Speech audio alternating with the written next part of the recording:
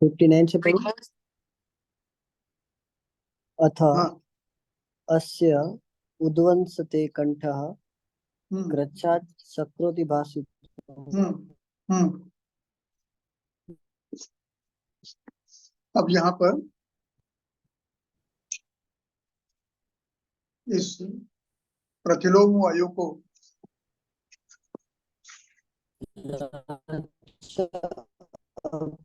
जो प्रतिलोम वायु, निद्रा लभते शयानः श्वासपीडितः। बस ठीक है। यहाँ पर वायु स्रोतों में प्रतिलोम गति में गया है, और स्रोतों में शोथ है, द्रव श्लेष्मा जनित शोथ है, और श्लेष्मा स्रवित होता रहता है।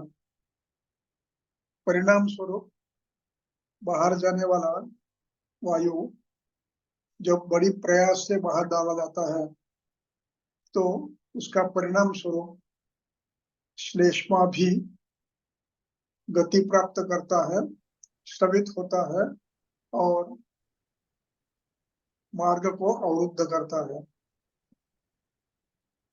इसका परिणाम यह होता है कि ये वायु आसानी से बाहर नहीं निकलता है, और इस अवस्था का परिणाम यह होता है कि बाहर निकलने वाला, जाने की इच्छा रखने वाला उदान वायु, जिसको चरक ने शारीर स्थान में अपान भी कहा है, अष्टांग हृदय में अपान का उल्लेख काश संप्राप्ति में आता है। यहाँ पर अपान शब्द का अर्थ उदान लेना ज्यादा उचित है।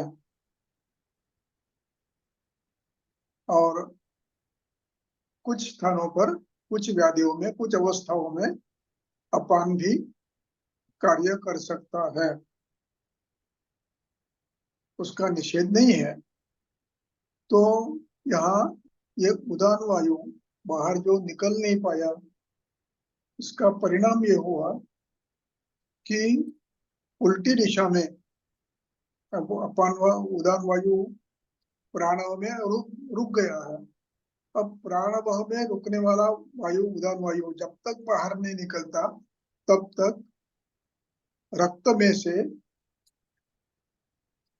उदान वायु, यानी जो बाहर फेंका जाना चाहिए, वो शरीर में संचित होता है, रक्त में संचित होता है। और उसका परिणाम ये होता है कि रक्त में उदान वायु का संचय बढ़ते जाता है, और उसका परिणाम ये होता है कि शरीर उस स्थान में जो प्राणवायु आना चाहिए था जितनी मात्रा में, वो न आने से रक्त को प्राणवायु का जितना ये होना, जितना मात्रा मिलनी चाहिए थी उतनी मिलती नहीं है।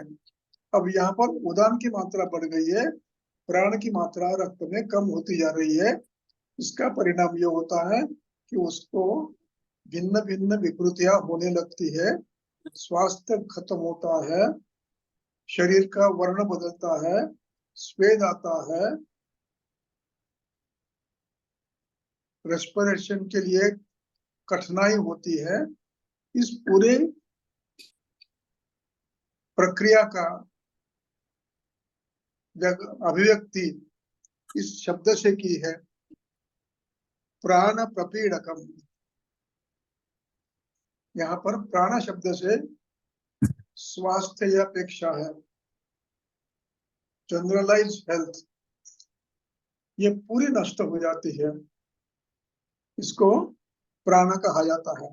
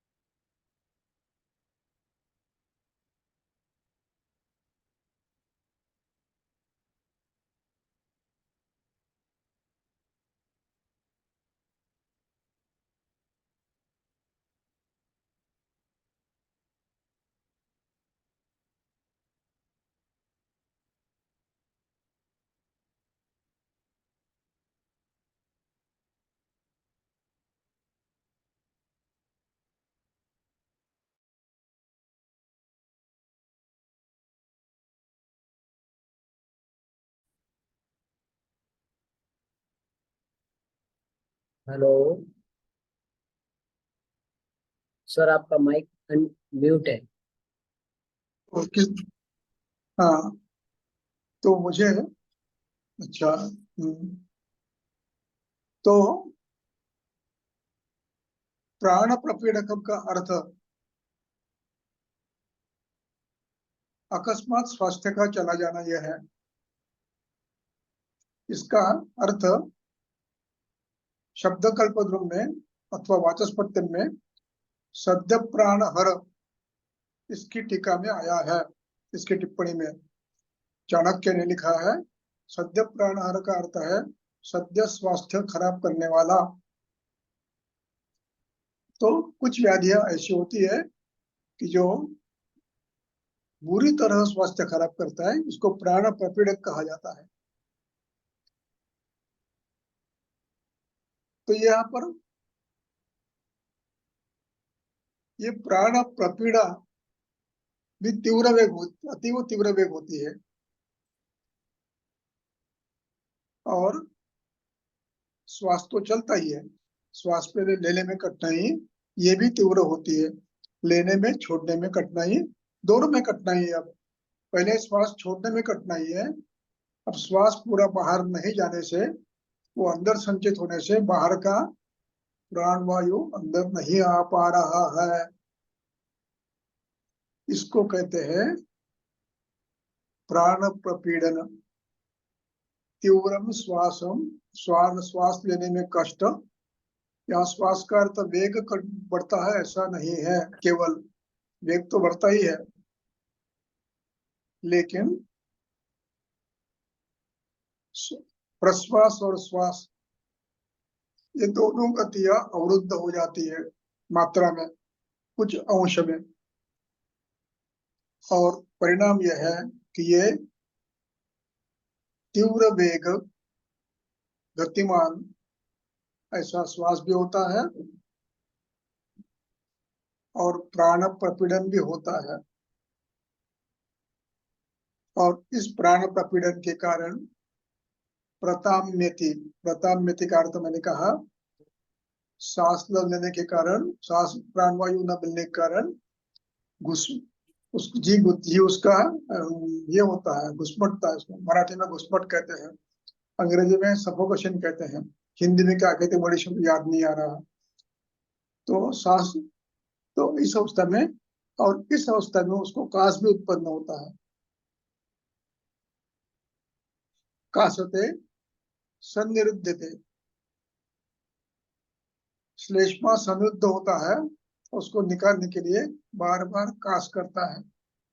और इसमें जब काशने से श्लेष्मा निकलता नहीं तब तक खसता रहता है और तब तक पीड़ित रहता है, दुखित होता है। और जब थोड़ा सा भी श्लेष्मा निकल जाए तो क्षणम सुखम लभते, थोड़ी देर के लिए उसको आराम मिलता है। ये हुआ विमोक्षांते मुहूर्तम लभते सुखम। अब इसके बाद अथ अस्य उद्वंसते कंठः। अब ये बार बार मुंह से श्वास लेने से एक तो गला सूख जाता है, कंठ जो हुआ सूख जाती है, और कंठ भी विकृत हो जाता है। यहाँ विध्वंस शब्द से उसमें शोथ आना, शुष्कता आना, ये भी अर्थ अपेक्षित है। इसलिए शैत्य से, काश से और श्लेष्मा से, तीनों से मिलकर शैत्य, श्लेष्मा और काश की प्रक्रिया, इन तीनों कारणों के कारण कंठ में विकृति उत्पन्न होती है। कंठ विध्वंसते, अस्य कंठ विध्वंसते, वि उपसर्ग है, वंश धातु है, विध्वंसते आत्मनेपदी क्रियापद है। ध्वंस का अर्थ होना, विकृत होना। विध्वंसते, उसके बाद कृच्छ्रात सघ्नोति भासुतम। अब यह श्वास लेने की प्रक्रिया दीर्घ काल तक चलती है, श्वास लेना और छोड़ना। इस समय इसके बीच में उसको बात करने को समय ही नहीं मिलता और बात करने का उत्साह भी नहीं रहता, ऊर्जा समाप्त हो जाती है उसकी। इसलिए कृच्छ्रात कठिनाई से, शक्नोति शक धातु है, शक्नोति परस्मैपदी है,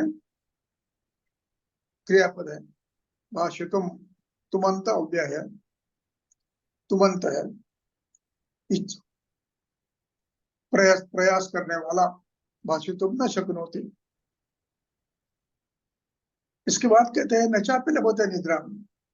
अब यहाँ से एक नया विषय प्रारंभ हो रहा है।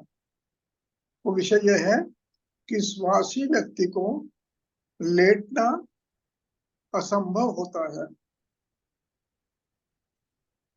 वो सो ही नहीं सकता। लेटना न होने के कारण बैठे बैठे सो सकता है बस,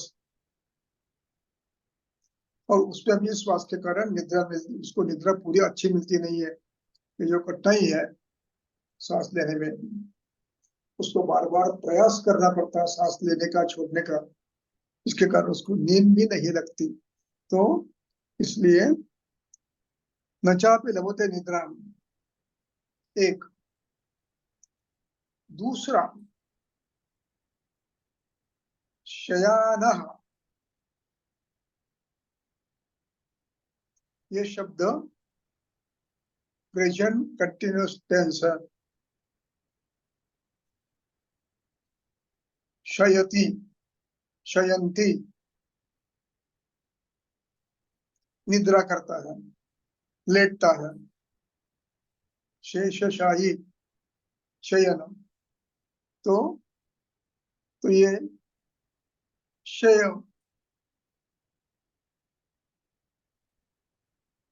उससे शयन यानी सोना, लेटना। तो शयति, शयंती, उसका अंति निकाल दिया, उसको वक्त प्रत्यय अत प्रत्यय लगाया, शयन हो गया, शयत। और शयत गच्छत के समान चलता है, गच्छत गच्छन्तो गच्छन्तः। तो ये शयत शयन्तो शयन्तः, ऐसे उसका रूप बनता है। इसलिए शयन शयनो शयानः, तो ऐसे रूप बनता है। तो प्रेजेंट कंटिन्यूअस टेंस है। ये शयानः श्वास पीड़ितः भवति, भवति क्रियापद है। श्वास पे जो सोता है, लेटता है, तो सांस लेने में कठिनाई होती है। ये हर श्वास में होता है। अल्सक में भी होगा, उर्दू में भी होगा, छिन्न में भी होगा, सब में होगा, क्षुद्र में भी होगा। क्योंकि यहाँ पर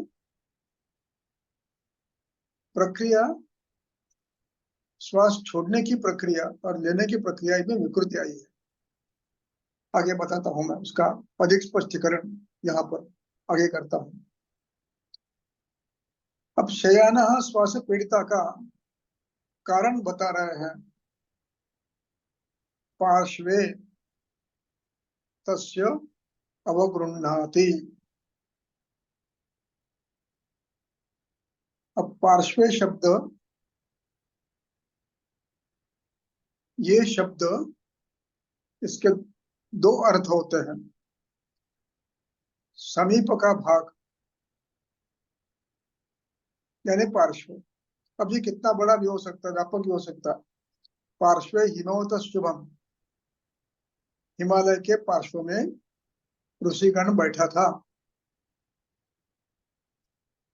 हिमालय के पार्श्व में, अब पार्श्व में का अर्थ समन्तात। अब यहाँ पार्श्व शब्द का अर्थ है हृदय के चारों तरफ जो पुरस्थान है, ये पूरा पार्श्व है। ये दो होने से, दक्षिण वाम होने से इसका द्विवचन बना है। वनम वने वनानि पार्श्वम पार्श्वे पार्श्वानि। पार्श्वे तस्य षष्ठी एकवचन। अब यहाँ पर अवगृह्णाति, अव उपसर्ग है, गृह धातु है, गृह्णाति ये क्रियापद है, बहुवचनात्मक है, एकवचन है। गृह्णाति, गृह्णन्ति ये बहुवचन होगा। अब यहाँ गृह्णाति शब्द का अर्थ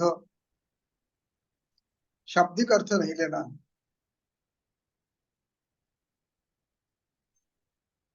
अर्थ अधिकरण से लेना है।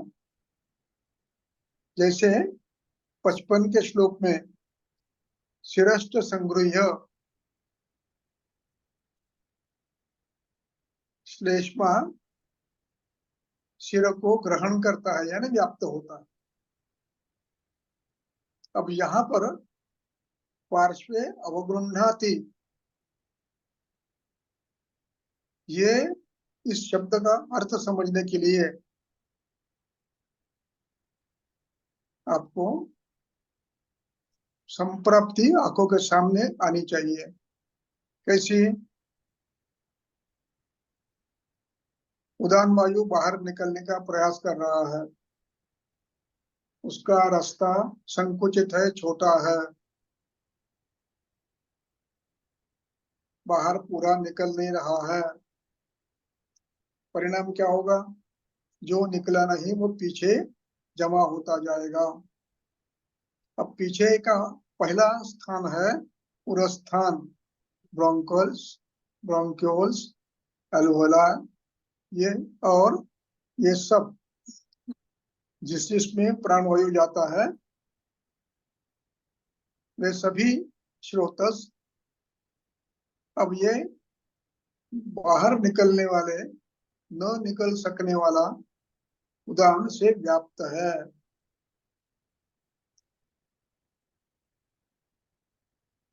जो बाहर डालने का प्रयास कर रहा है वो निकल नहीं रहा है। अब जो निकलता नहीं है और उससे फिर दूसरा थोड़ा सा प्राण आता है। अब जो पुराना बचा हुआ उदान है वो संचित होते रहता है, पूरा निकलता नहीं है। इसका परिणाम ये होता है, बलून जैसे फूकता है वैसे पूरा पार्श्व इस वायु से भरते हुए चारों तरफ से फूल जाता है। फूलना शब्द ये बहुत बड़े अर्थ में नहीं लेना, छोटे अर्थ में विस्तारित हो जाता है। इसको व्यास कहते हैं संस्कृत में, और वातव आदि में स्रंस भ्रंश व्यधस्वाप व्यास, संस भ्रंश व्यास। व्यास यानी विस्तारना। अब वायु वहां संचित होने से ये स्थितिस्थापक क्षमता वाले, स्थितिस्थापक का अर्थ है वायु निकल जाता है तो वो संकुचित होते हैं, वायु आता है तो फिर बढ़ जाते हैं, विकसित होते हैं। तो इस क्षमता वाले ये अवयव, ये स्रोतस, जिनमें नित्य संकोच और विस्तार चल रहा है, जैसे हृदय में चलता है। अब यहाँ पर वायु बढ़ा हुआ है, संकोच कम हो रहा है। परिणाम क्या हुआ? वायु भरा हुआ है, विस्तार करेंगे, फिर वायु आ गया, फिर वायु उदान बढ़ गया, फिर विस्तार करेंगे। संकोच कम, विस्तार ज्यादा। ऐसे करते करते ही विस्तारित हो जाता है। इसका अर्थ, इसका प्रगटीकरण, इस अवस्था का वर्णन पार्श्वे तस्य अवगृह्णाति इस अर्थ में किया है। एक्सपांडेड चेस्ट, सर्वतः। अव शब्द ये सर्वतः इस अर्थ में लगाया है। और गृह्णाति यानी चारों तरफ से ये ऐसे खुल जाता है, ऐसे विस्तारित हो जाता है और इसका संकोच क्षमता न्यूनतम हो जाती है, इसी का नाम है अवगृह्णाति। अब फूल तो गया, अब स्थिर स्थापक है, दबाए तो दब सकता है, लेकिन अंदर वायु इतना भरा हुआ है कि ज्यादा दबा ही नहीं सकते और पूरा विस्तार हो चुका है। पूरा विस्तार होने के कारण विस्तार तो पूरा हो गया है और आप लेट जाते हो तो उसको फिर से नीचे से प्रेशर आ जाता है। पेशेंट एकदम घबरा जाता है, नहीं नहीं मुझे उठ के बिठाओ, सांस नहीं ले रहा हूँ। ये अवस्था पार्श्वे शयानः अवगृह्णाति, सोता है तो पार्श्व उसके अवगृह्णाति यानी पीड़ित हो जाते हैं, क्योंकि वो तने हुए हैं, वो विस्तारित है, वो पूरे भरे हुए हैं। अब इसमें इस अवस्था का वर्णन पार्श्वे तस्य शयानस्य अवगृह्णाति, शयानस्य अवगृह्णाति, ये समझना है हमें। और इसको फिर उठा के आप बिठाओ तो वो सौख्यम लभते, इसको अतिरेक तंत्र युक्ति से वो श्लोक लगाना है। उदीर्यते भ्रशुतरम मार्गरोधात वहत जलम, तो यहाँ मार्गरोधात वहत वायु उदीर्यते भ्रशुतरम उल्टी दिशा में संचित होता है और इस संचय का परिणाम होता है शिराणाम अयमा स्रोतसों का विस्तार, और स्रोतसों का विस्तार हो गया है। अब इसमें यदि आप सोते हैं तो उसको जो भी थोड़ा विस्तार संभव है बैठने के बाद वो भी कम हो जाता है। इस अवस्था का नाम है पार्श्वेत, पूरी अवस्था का नाम है पार्श्वेत अवगृह्णाति। इसलिए आसीनो लभते सौख्यम, बैठने का आराम मिलता है। और उष्णम च अभिनंदति, उष्णम च अभिनंदति, उसको गरम गरम अवस्था, गरम वातावरण ये सुखदायक होता है, क्योंकि उसमें संकोच, गर्म अवस्था में स्रोतसों का संकोच कम होता है, श्लेष्मा विलयित होता है, स्रोतस प्रस्फुटित होते हैं, इसलिए उसमें उसको अच्छा लगता है। अब इसके बाद 61 पढ़ो। उचिताक्ष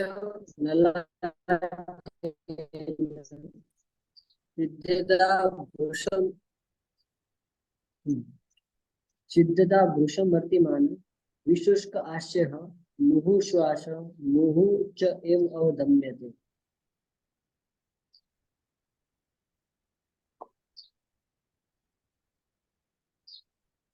इस पूरे श्लोक में 55 से लेकर 62 तक क्रमशः अवस्था बदलने की प्रक्रिया बताई है। पहले श्वास, शुरू में श्वास होता है,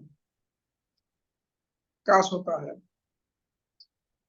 कुछ समय के लिए होता है, दोपहर में ठीक हो जाता है, सुबह ज्यादा होता है, दोपहर में ठीक होता है।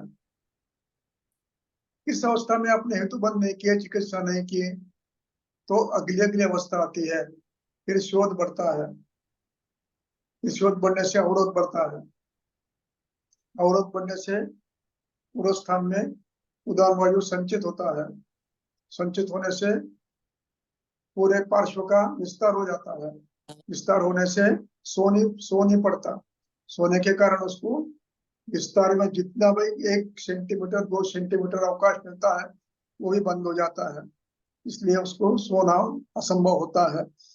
अब इसके बाद की अवस्था, क्रमशः इस अवस्था तक पेशेंट आता है। अब इसके बाद का अवस्था बैठे रहना और पूरे शरीर में उरस्थान, शिरस्थान, नासा, कंठ, नेत्र, इनके स्नायुओं के द्वारा इनको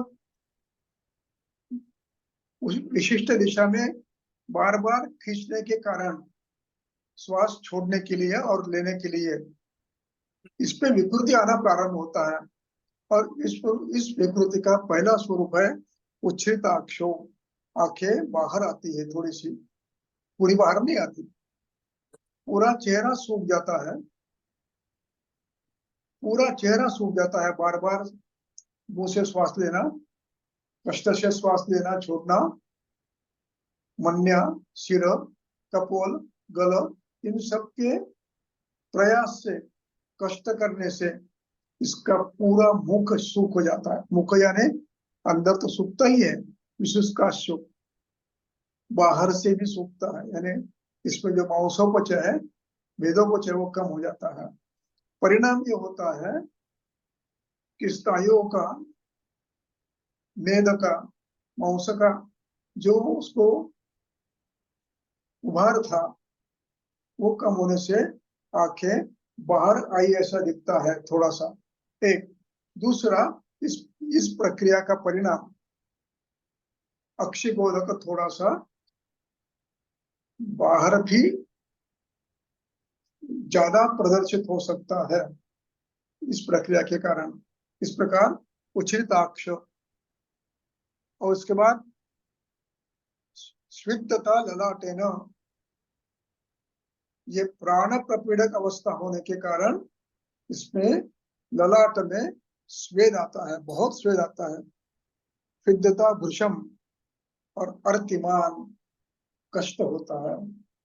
आपने श्वास का पेशेंट देखा होगा तो आपको समझ में आएगा, जिसको सफोकेशन हो रहा, सांस ले नहीं पा रहा है, अस्वस्थ है, लेट नहीं सकता, सो नहीं सकता, बोल नहीं सकता, यह अवस्था बलवान श्वास वेग में क्रॉनिक में आती है।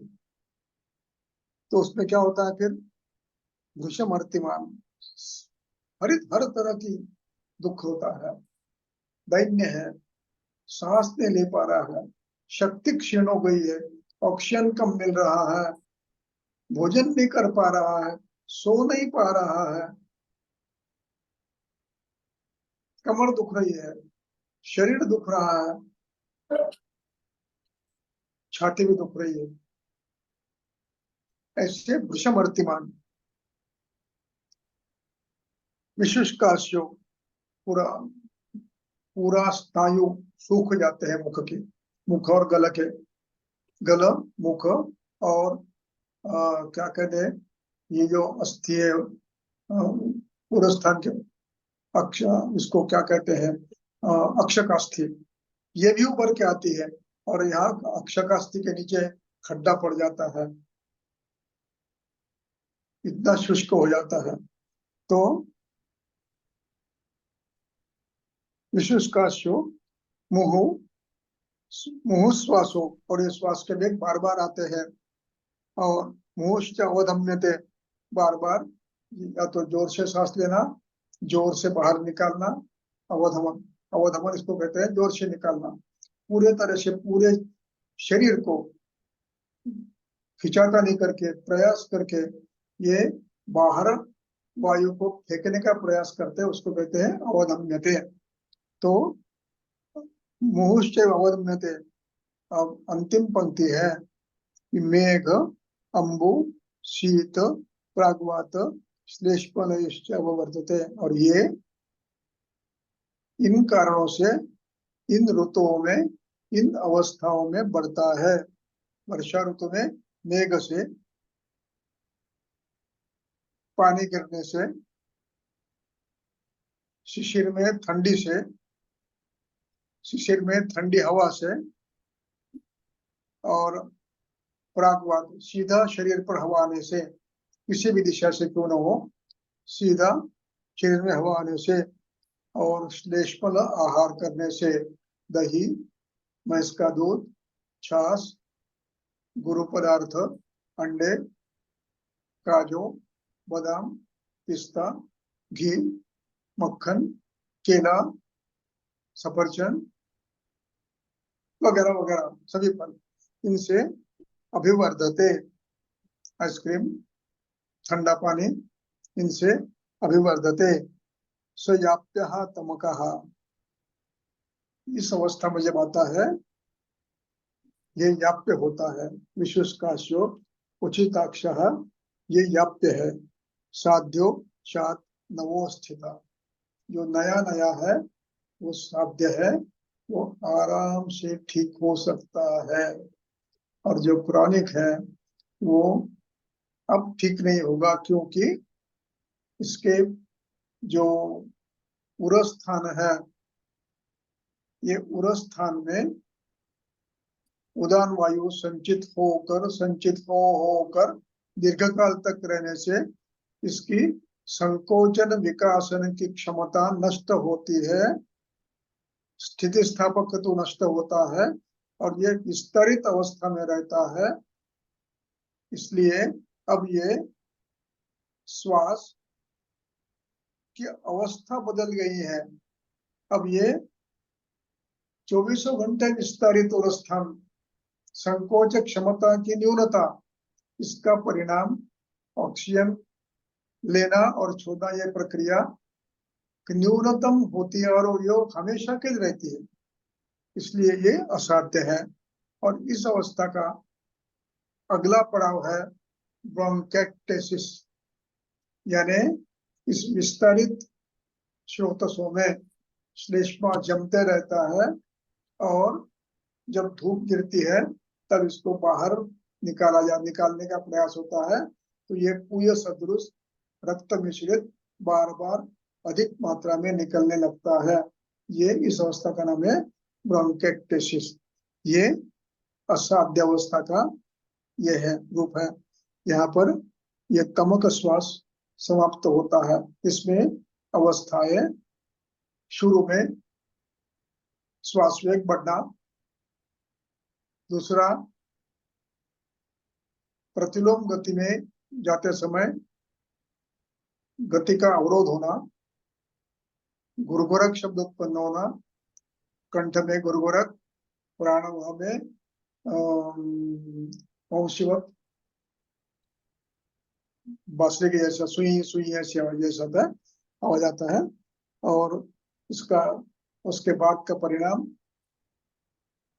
प्राण प्रपीड़क अवस्था, उदान वायु संचित होना, प्राण वायु कम मिलना, प्राण पीड़क अवस्था। उसके बाद पार्श्व का विस्तारित हो जाना, उनका स्थिर स्थापकत्व न्यूनतम होना, और इसका परिणाम इस अवस्था को स्थिरता आना। ये लगा चिरकाल तक रहने से अब ये पूरा उरस्थान व्यास इस अवस्था में आ गया है, विस्तारित अवस्था में आ गया है। इसकी संकोचन क्षमता कम हो गई है। इस अवस्था में ये उसके क्रम है। इस क्रम से ये असाध्य बनते जाता है। यहाँ पर तमक श्वास समाप्त हुआ। यहाँ तमक कहने का कारण इसमें सफोकेशन होता है। यहाँ तमक शब्द का अर्थ सफोकेशन, ये डिक्शनरी में दिया हुआ है। आपके डिक्शनरी में तमो ताम्यति, और ताम्यति का अर्थ दिया है सफोकेशन। इसलिए यह अवस्था कष्ट साध्य है, अनंत असाध्य है, याप्य है। इसके बाद 63, 64, अभी कितना समय हुआ है? 3:10। 3:12, 3:10। थोड़ा अभी एक दो स्टॉप और ले लेंगे। चलो, ठीक है। 63। यहाँ तक समझ गए? जी यहाँ गुरु तक जी, कोई प्रॉब्लम है? बिल्कुल नहीं। मैंने अब की बार बहुत विस्तार से बताया, इतना विस्तार से मैंने कभी नहीं बताया। जी गुरु जी। आशा है आप समझ गए होंगे। चलो। और ये अवस्था जरा किसी भी स्रोतस में अवरोध होने के बाद हो सकती है। मूत्रवाह में, स्वेदवाह में, रसवाह में, रक्तवाह में, मांसवाह में भी इसका परिणाम हो सकता है। चलो, पढ़ो। ज्वर मूर्छा परितस्य जोर मूर्छा परितस्य विद्या प्रतमकं तु तम उदावर रज अजीर्ण क्लिन्नकाय निरोधज तमसा वर्तते अत्यर्थ शीते हि च आसु प्रशाम्यति मज्जतः तमसि वा अस्य विद्यात् संतमकं तु तम। अब ये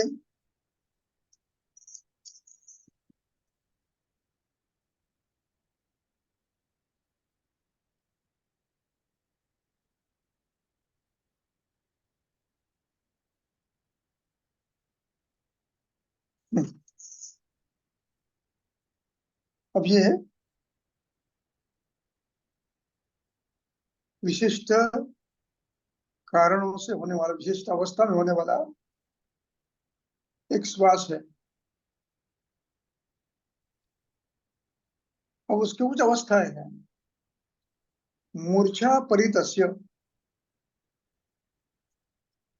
एक अवस्था है, इसको जो मूर्छित है, किसी व्याधि से मूर्छित है और सांस में अवरोध हो गया है, तो उसको प्रतमक कहते हैं।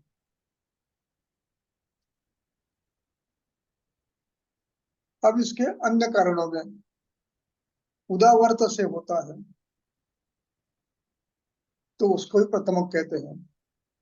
कभी कभी रजक कण अधिक मात्रा में, धूम्र अधिक मात्रा में पूरा में चला गया तो उससे भी ये होता है, उसको प्रतमक कहते हैं। उसी प्रकार अजीर्ण से भी ये होता है, उसको भी प्रतमक कहते हैं। जीर्ण रजो अजीर्ण क्लिन्न काय यानी अत्यंत कृषि शरीर, इसकी क्लिन्न की टीका दी है, देखो क्लिन्न काय क्या लिखा है, पढ़ो। क्लिन्न कायो वृद्धा जर्जर, क्लिन्न काय से बहुत कृष हो गया तो ये, तो उसको भी प्रतमक कहते हैं। काय निरोध जहां आप वेगों का अवरोध करते हो तो ये छोटा सा श्वास उत्पन्न होता, उसको भी प्रतमक कहते हैं। अब इसके बाद संतमक बताते हैं। तमसा वर्धते अत्यर्थम, यहाँ तमसा शब्द का अर्थ है तामस वृत्ति के कारण जब मानस भाव बदलते हैं, क्रोध, चिंता, शोक, भय, मान, अपमान, इनके कारण से ये श्वास वेग बढ़ता है, जिसको साइकोलॉजिकल भी कहते हैं। जब आदमी गुस्से में आता है तो जोर जोर से श्वास लेता है, ये और ये आश्वासन करने के बाद, शांत होने के बाद शांत हो जाता है।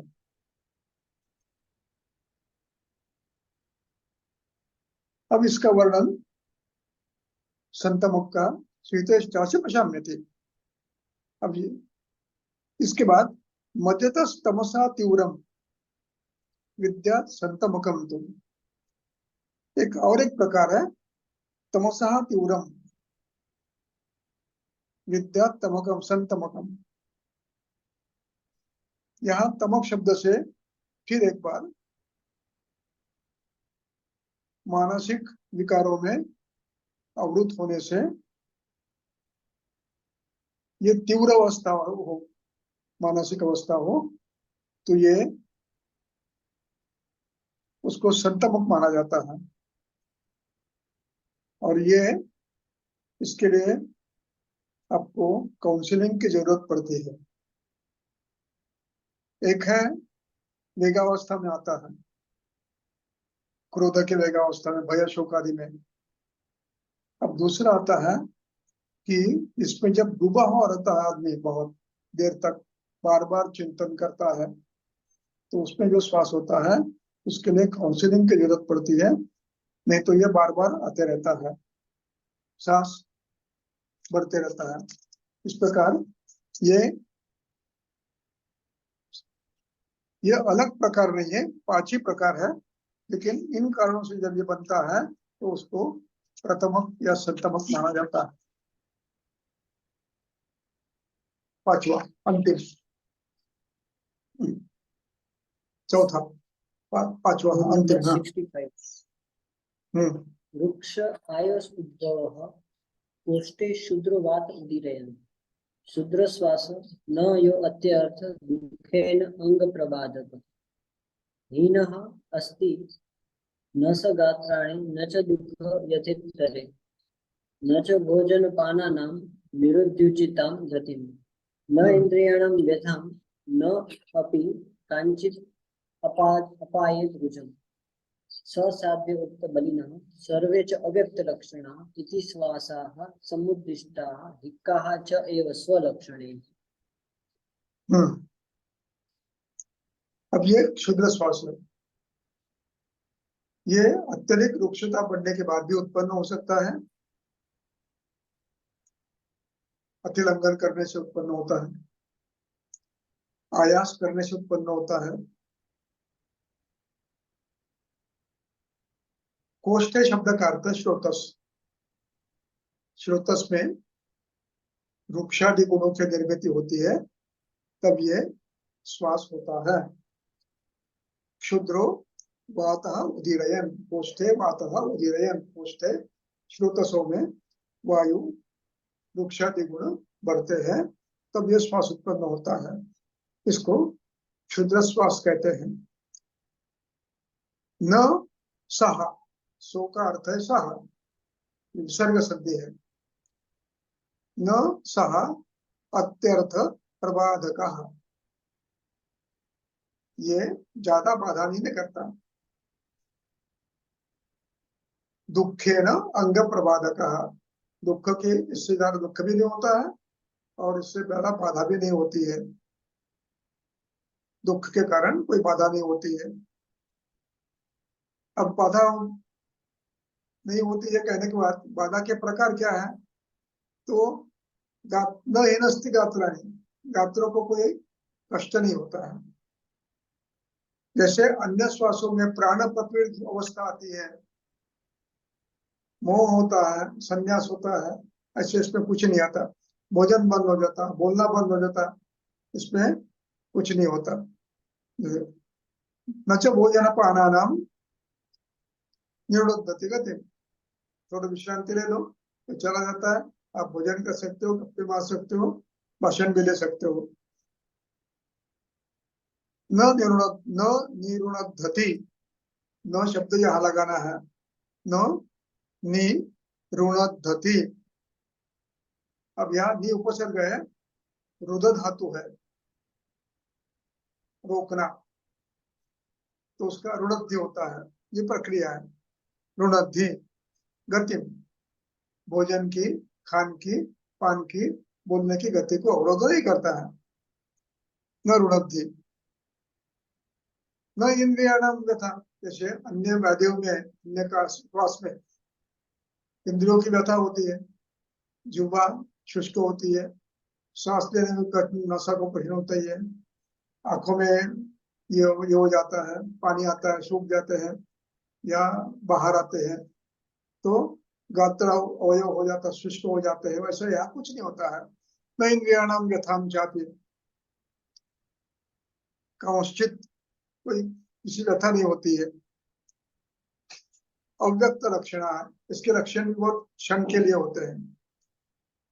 इति श्वासा समुदिष्टा हिक्का च स्वलक्षण, यही इस प्रकार हमने श्वास और काश का वर्णन किया है। अगले दो पढ़ो और रुक जाओ, पढ़ो। येषां प्राणहरावज्या दोराहाते हि आसुकारिणी देशजेहि शाद्यायाप्याहातु क्षिप्रं विषमम् उपाचते उपेक्षिताः दहेयुः हि शुष्कं पक्षम् इव अनलः। येषां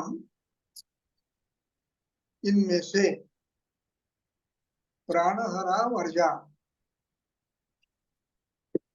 जो प्राणहर है, अब प्राणहर किसको कहेंगे? एक किसी व्याधि से चिरकाल तक पीड़ित है, मांस क्षीण है, रस क्षीण है, आयु क्षीण है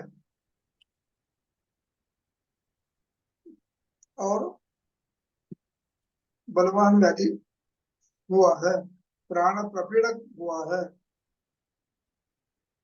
घोरा ते वर्जा, क्योंकि ये आशु कार्य है, इसमें संप्राप्ति बढ़ती ही है, आशु कार्य है। साध्यास्तु भेषजै ही क्षिप्रम उपाचरेत,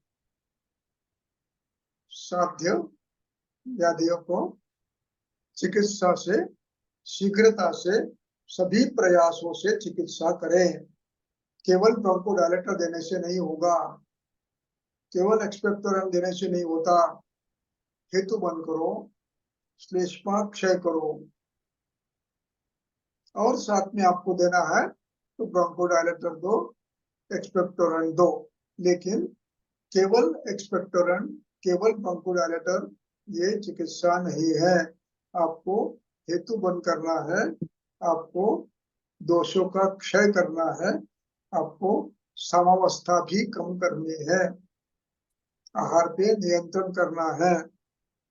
और तो साध्या क्षिप्र उपाचर है, याप्य वस्तु शीघ्र उपाचर है, उसका नाम ही याप्य है। उसको आप उपचार करते जाइए, ये सीजन आया होगा, सीजन गया चला जाएगा, याप्य है। और इनकी यदि उपेक्षा आपने की, यानी क्या किया आपने?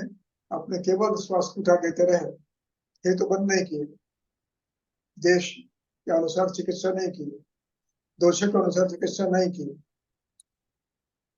तो ये क्या करता है? दहे योग, दह धातु है जलाना, किसको? शरीर को। कैसे दृष्टांत दिया है?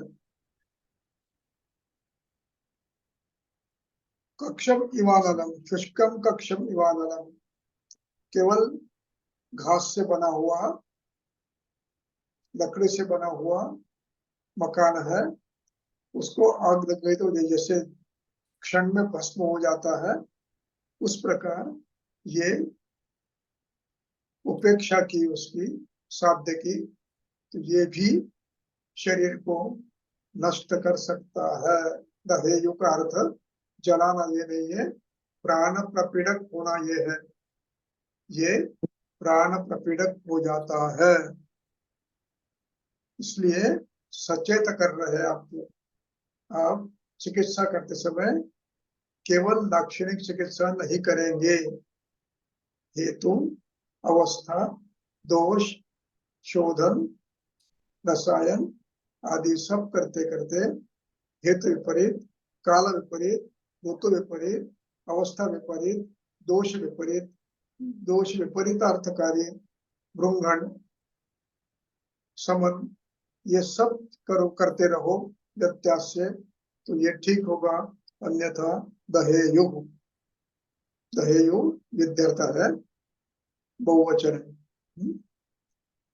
यहाँ समाप्त करते हैं, कुछ प्रश्न हो तो पूछो, अन्यथा बंद करता हूँ।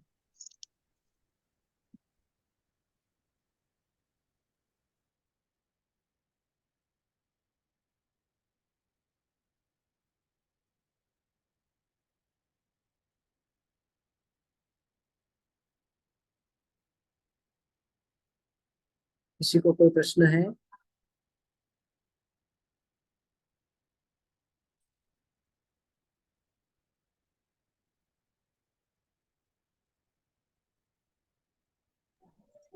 नहीं गुरुजी।